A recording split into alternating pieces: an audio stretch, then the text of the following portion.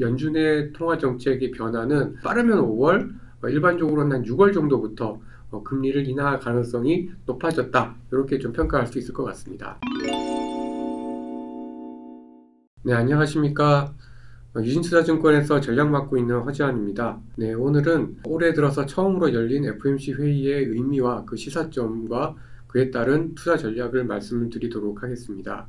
네, 올해 첫 FOMC에서 연준은 예상대로 4회 연속으로 금리를 동결을 했고요. 성명서와 기자회견 내용에서 보면은 비둘기파적인 내용과 매파적인 내용이 좀 혼재되어 있었다는 것을 알 수가 있습니다. 요걸 좀 정리해서 말씀드리면은 크게 세 가지로 요약을 할 수 있을 것 같습니다. 첫 번째는 그 연준에서 이 2% 인플레 목표에 대해서 상당히 좀 진전되고 있다라는 거에 대해서 확실히 좀 인정을 한 것 같습니다. 특히 이제 파월 의장 같은 경우에는 이 progress, 그러니까 진전이라는 표현을 굉장히 많이 반복을 했고, 미국 경제에 대해서나 인플레에 대해서나 나름대로는 조금 만족감을 드러냈기 때문에 전반적으로 봤을 때 연준의 어떤 긴축 기조는 확실히 한풀 꺾였다라고 볼 수 있을 것 같습니다. 다만 파월 의장이 2% 인플레 목표를 위한 진전에 대해서 아직 확신하지 못한다라고 얘기를 했는데요. 결국 좋아지고는 있긴 한데 완전히 목표에 도달하지 못했다. 즉 승리를 선언할 정도는 아니다라고 해석해 볼 수 있을 것 같습니다. 네, 그러면서 향후 금리 정책 방향에 대해서는 인하 쪽으로 열어두면서도 아직까지는 좀 당장은 아니다라는 뉘앙스를 좀 많이 풍겼는데요.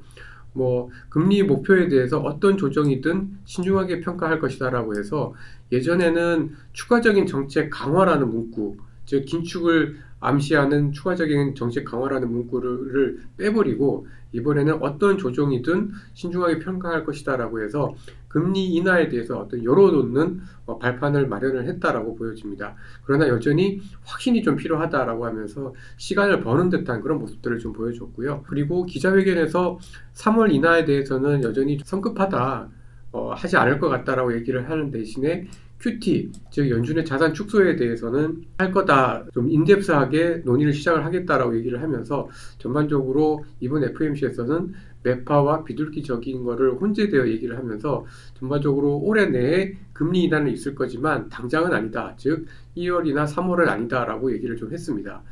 따라서 전반적으로 저희가 생각할 때는 연준의 통화 정책의 변화는 빠르면 5월, 일반적으로는 한 6월 정도부터 금리를 인하할 가능성이 높아졌다. 이렇게 좀 평가할 수 있을 것 같습니다. 그러면 이런 FOMC 회의 내용 내에서 주식시장에 대한 미치는 영향들을 좀 말씀드리겠습니다. 간밤에 미국 주식시장은 이러한 연준의 정책 발표와 구글, 알파벳과 같은 일부 빅테크 기업들의 실적을 기점으로 해서 주가가 좀 많이 빠졌는데요.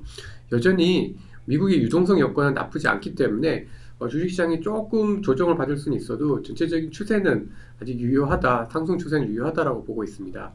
특히 이제 미국의 하이힐드 스프레드라고 해서요, 위험 채권에 대한 선호도를 나타내는 지표들을 보면은 계속해서 떨어질수록 위험 채권에 대한 선호도가 높다라는 걸 의미를 하는데 계속해서 떨어지고 있고, 이 금융 여건이라고 하는 시카고 연준에서 만든 유동성과 관련된 지표들도 계속해서 좀 떨어지고 있는, 즉 금융 여건이 굉장히 완화적이기 때문에 자산 가격이 올라가는 거에 있어서 크게 부담은 없는, 즉 유동성이 여전히 좀 풍부한 그런 상황이다라고 좀 보여집니다.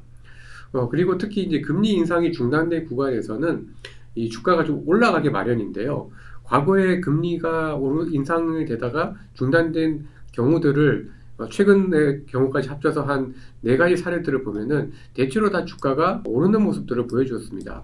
물론 이제 주식시장의 어떤 상승의 강도는 다 다르긴 합니다만은 전체적으로 보면 금리 동결 구간에서는 주가가 올랐다. 대신에 미국이 한국보다는 조금 더 우위에 있었다는 것을 알 수가 있습니다. 그러면 최근 들어서 한국 시장, 올해 1월 들어서 미국 시장 대비 상대적으로 굉장히 좀 부진한 상황인데요.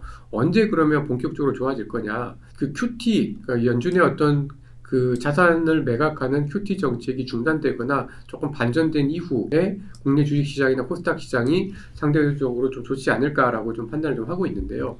과거의 사례를 보시면 미국 연준이 자산을 늘릴 때, 즉 QE 국면에서 이 코스피가 S&P 500보다 강한 모습을 보여주었고요.